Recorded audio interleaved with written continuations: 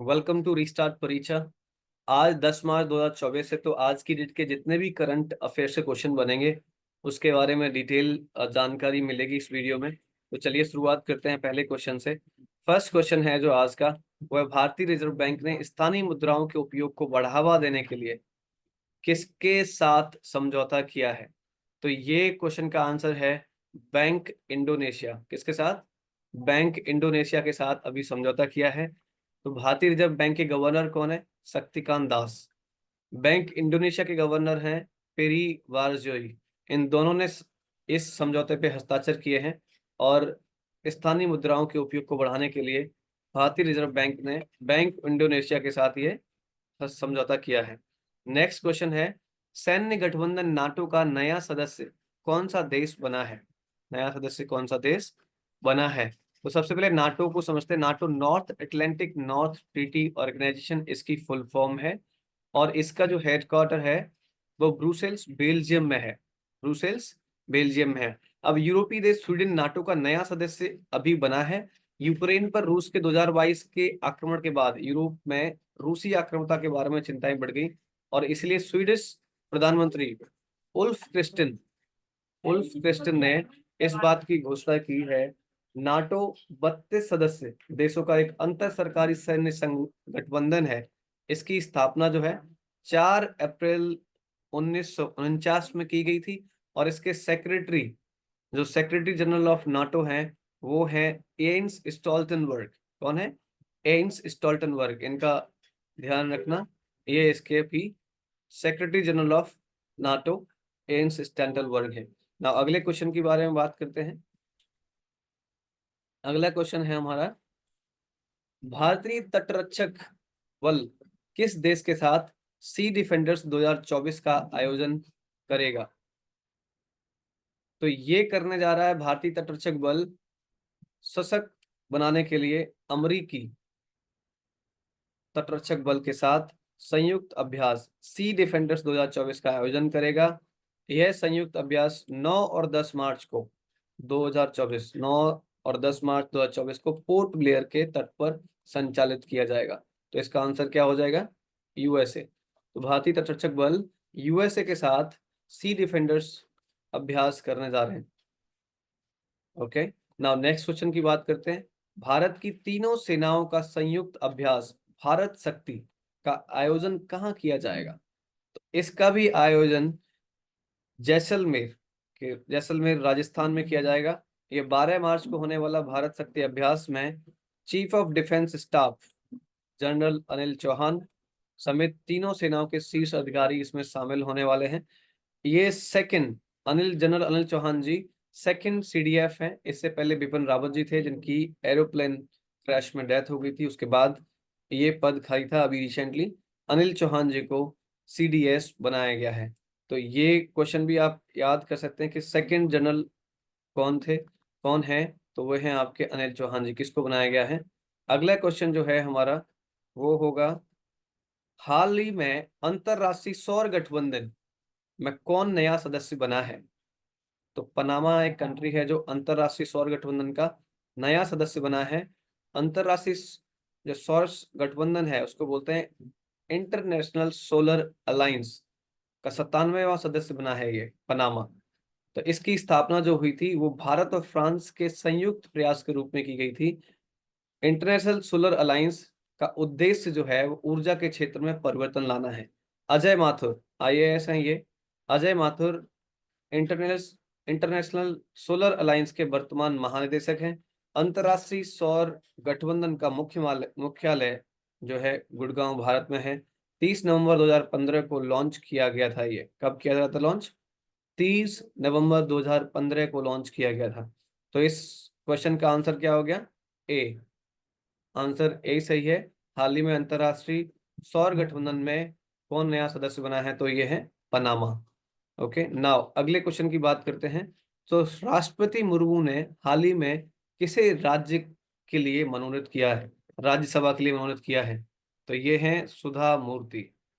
सुधा मूर्ति 73 वर्षीय सुधा मूर्ति को 2006 में पद्मश्री और 2023 में पद्म विभूषण से भी सम्मानित किया गया था। सुधा मूर्ति जी इंफोसिस की पूर्व चेयरमैन भी रही हैं और इंफोसिस के फाउंडर नारायण मूर्ति की धर्मपत्नी जी हैं। जनवरी में राष्ट्रपति जी ने सतनाम सिंह संधू को भी राज्यसभा सदस्य के तौर पर मनोनीत किया था और राष्ट्रपति 12 सदस्यों को सदन के लिए, उच्च सदन के लिए 12 सदस्यों को मनोनीत कर सकती हैं। नाउ अगले क्वेश्चन की बात करते हैं। नेक्स्ट क्वेश्चन है, अंतरराष्ट्रीय महिला दिवस कब मनाया गया? अंतरराष्ट्रीय महिला दिवस 8 मार्च को मनाया गया था। इसकी एक डिटेल वीडियो मैंने कल ही अपलोड करी है, उसको आप यहाँ देख सकते हैं। कुछ देर बाद एंड ऑफ द वीडियो वो यहाँ पे फ्लैश होगा, आप क्लिक करके देख सकते हैं पूरी डिटेल। और उसमें हमने नेशनल क्रिएटर अवार्ड के बारे में भी बताया है, किसको मिला है उसकी भी जानकारी आप ले सकते हैं। 2024 का जो अंतरराष्ट्रीय महिला दिवस का अभियान है वो इंस्पायर इंक्लूजन पर आधारित है। इस साल की थीम है महिलाओं में निवेश, प्रगति में तेजी लाना, invest in women, accelerate progress. ये इस साल की थीम है। तो कब मनाया जाता है? 8 मार्च को मनाया जाता है। ये अंतरराष्ट्रीय महिला दिवस है। अगर हम बात करें राष्ट्रीय महिला दिवस, तो ये 13 फरवरी को मनाया जाता है, 13 फरवरी, और ये सरोजिनी नायडू के जन्मदिन पे मनाया जाता है। अगले क्वेश्चन की बात करते हैं। अगला क्वेश्चन है, हाल ही में किसने इंडिया यूके अचीवर्स ऑनर्स कौन जीता है? तो ये हैं जोया अख्तर और आसमा खान, इन लोगों ने इसको जीता है। अगले क्वेश्चन की बात करेंगे। अगला क्वेश्चन जो है हमारा वो है, हाल ही में किसने ई किसान उपज निधि का अनावरण किया है? तो ई किसान किसान उपज निधि का अनावरण अभी पीयूष गोयल ने किया है। इस के तहत देश के करोड़ों किसानों को बिना किसी गारंटी के आसानी से लोन प्रोवाइड किया जा सकता है। उसके लिए ये ई किसान उपज निधि का अनावरण किया गया, उद्घाटन किया गया, और ये पीयूष गोयल जी ने किया है। तो इसका आंसर क्या होगा? सी आंसर सही होगा ना। अगले क्वेश्चन की बात करते हैं।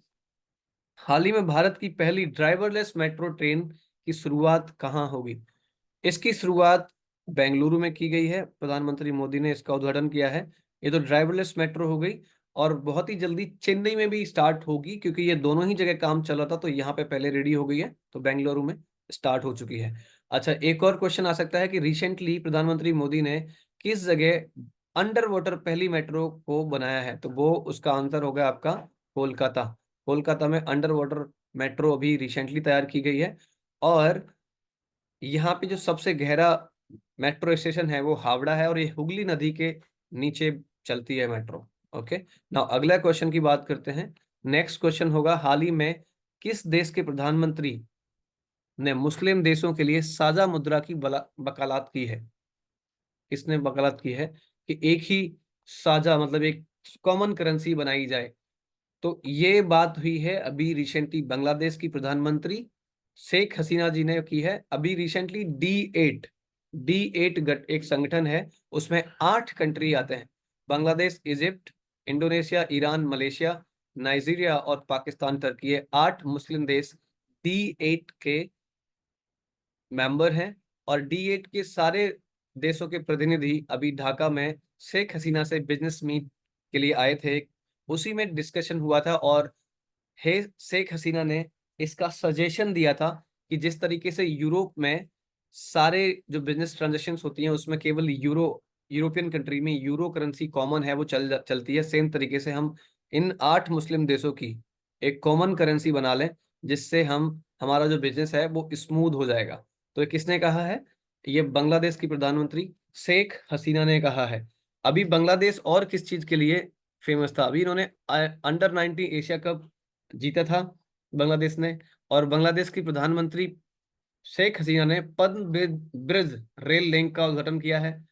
और रिसेंटली भारत और बांग्लादेश के बीच संप्रीति 11 संयुक्त अभ्यास है, ये इसका मेघालय में शुरू किया गया, शुरू हुआ है। भारत और बांग्लादेश की नौसेना ने बांगो सागर 23 का भी आयोजन किया है। तो ये कुछ इंपॉर्टेंट चीजें हैं, आगे से मैं आपको लिख के दूंगा, अभी तो मैं इससे ही बता रहा हूँ। नेक्स्ट क्वेश्चन की बात करते हैं। तो इसका आंसर जो पहला था उसका क्या आंसर है? ए, बांग्लादेश ना। अगला क्वेश्चन है, हाल ही में कौन भारत में Formula 1 ईंधन का उत्पादन करेगी?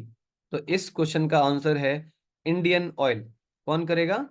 इंडियन ऑयल करेगा। इंडियन ऑयल भारत में फॉर्मूला 1 रेस जो होती है पूरे वर्ल्ड में, उसको ईंधन सप्लाई करेगा, ईंधन इनका ऑयल बनाने का स्टार्ट किया है इंडियन ऑयल ने। ठीक है, तो नेक्स्ट क्वेश्चन के बारे में बात करते हैं। अगला क्वेश्चन जो है हमारा वो है, हाल ही में विश्व का सबसे बड़ा साहित्य उत्सव कहाँ आयोजित किया जाएगा, कहाँ हो रहा है? तो ये भारत की राष्ट्रीय साहित्य अकादमी के 70 वर्ष पूरे पूरे होने पे 70वीं वर्षगांठ मनाई जा रही है। इसका जो उत्सव हो रहा है साहित्य उत्सव, ये दुनिया का सबसे बड़ा साहित्य उत्सव होने जा रहा है, सबसे बड़ा साहित्य उत्सव है। साहित्य अकादमी के सचिव डॉक्टर के श्रीनिवास राव हैं, और ये कब हो रहा है? 11 से 16 मार्च को के मध्य रविंद्र भवन दिल्ली में होगा। रविंद्र भवन दिल्ली में होने जा रहा है। तो कहाँ हो रहा है? दिल्ली। इसका आंसर क्या हो गया? दिल्ली। इसका आंसर ए हो गया। अच्छा, इसी के साथ कभी क्वेश्चन पूछ सकते हैं कि हिंदी दिवस हर साल कब मनाया जाता है? तो ये 10 जनवरी को मनाया जाता है। हिंदी दिवस कब मनाया जाता है? 10 जनवरी को। नेक्स्ट क्वेश्चन की अगर हम बात करें, तो अगला क्वेश्चन है हमारा, हाल ही में भारतीय सेना कहाँ स्वदेशी हथियार जो अपने बनाए गए हथियार हैं उनका प्रदर्शन करेगी? तो ये 12 मार्च को ही पोखरण राजस्थान में इसका प्रदर्शन होना है। इस अभ्यास में प्रधानमंत्री Narendra Modi, chief of defence staff general Anil Chauhan और सेना प्रमुख मनोज पांडे जी यहाँ पे मौजूद रहेंगे। तो ये कब होने वाला है? 12 मार्च को, और पोखरण राजस्थान में होगा। नेक्स्ट क्वेश्चन क्या है? अगले क्वेश्चन के बारे में बात करते हैं। तो रिसेंटली अभी नेशनल क्रिएटर अवार्ड, हाल ही में किसने राष्ट्रीय क्रिएटर अवार्ड प्रदान किए हैं? तो इसकी वीडियो मैंने कल ही बनाई थी, वो आपको दिख जाएगी इसी वीडियो के एंड में, आपको दिखेगा, उस पर क्लिक करके आप देख सकते हैं। नरेंद्र मोदी जी ने दिए हैं ये नेशनल क्रिएटर अवार्ड, जिसमें जया किशोरी, मैथिली ठाकुर, गौरव चौधरी जैसे कई लोग, 20 लोगों को ये अवार्ड्स दिए गए हैं। तो ये नरेंद्र मोदी जी ने दिए थे, और ये भी दिल्ली में प्रोग्राम हुआ था 8 मार्च को। 8 मार्च को भारत मंडपम में ये अवार्ड आयोजित किए गए थे ना। अगला क्वेश्चन जो लास्ट वीडियो हमने पूछा था वो था, हाल ही में किस सुंदरी ने मिस वर्ल्ड 2024 का खिताब जीता है? तो वो ये है पिस्डकोवा, क्रिस्टीना पिस्डकोवा, और ये चेक रिपब्लिक की है। कहाँ की है? क्रिस्टीना चेक रिपब्लिक से बिलोंग करती हैं। तो ये आंसर आपका हो गया सी। अब हम बात करते हैं अगले क्वेश्चन की, जो आप बताएंगे, कमेंट करके बताइए। हाल ही में थॉमस सुलियोक किस यूरोपीय देश के नए राष्ट्रपति बने हैं? तो ये आपको आंसर करना है, कमेंट में टाइप करिए, लाइक करिए, और रिस्टार्ट परीक्षा को शेयर कीजिए और सब्सक्राइब कीजिए। और जो क्रिएशन अवार्ड और अंतर्राष्ट्रीय महिला दिवस के ऊपर एक वीडियो बनी है, जो अगर आप देखना चाहते हैं डिटेल वीडियो वहाँ पे आपको मिलेगी, तो आप उस वीडियो को देखिए, लाइक सब्सक्राइब कीजिए। Thank you very much, have a nice day and take care.